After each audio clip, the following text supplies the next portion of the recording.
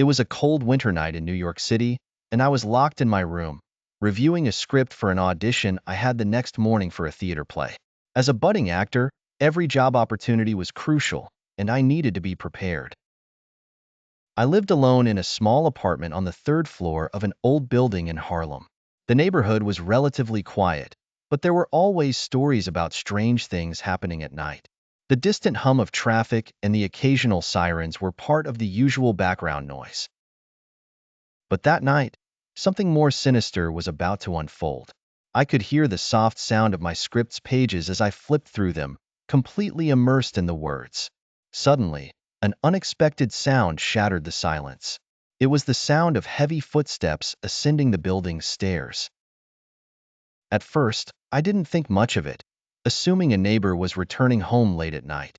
But then the footsteps stopped right in front of my door, sending a chill down my spine. Without thinking, I called out the name of a friend who sometimes dropped by unannounced.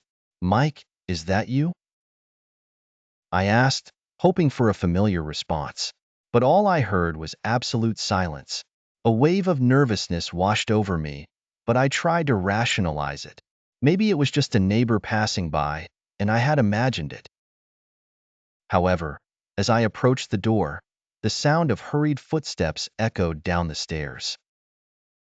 As if someone was fleeing in a rush, my heart started to race.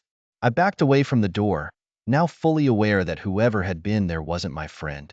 Fear began to set in as I pondered what to do. I thought about calling the police, but what would I say? That I heard someone running down the stairs? I decided it was best to let it go and locked the door with every bolt. In the days that followed, I couldn't shake the incident from my mind.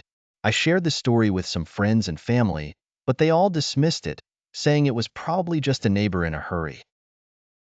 Yet the feeling that something was wrong never left me. I started hearing noises at night, faint taps, as if someone was trying to get in. But whenever I checked, no one was there. A week later, I decided to move to a new apartment. I found a place in another part of the city and started packing. The night before my move, as I was finishing up, I heard the same sound of footsteps climbing the stairs. This time, the steps were slower, as if someone was deliberately approaching. The footsteps stopped right in front of my door again. This time, I didn't call out to anyone.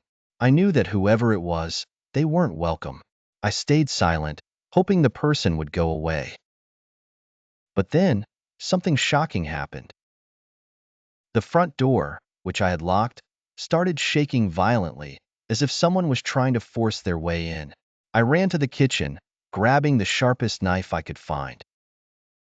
I was trembling, the terror gripping my body. The banging on the door grew more intense, and I felt like it could give way at any moment.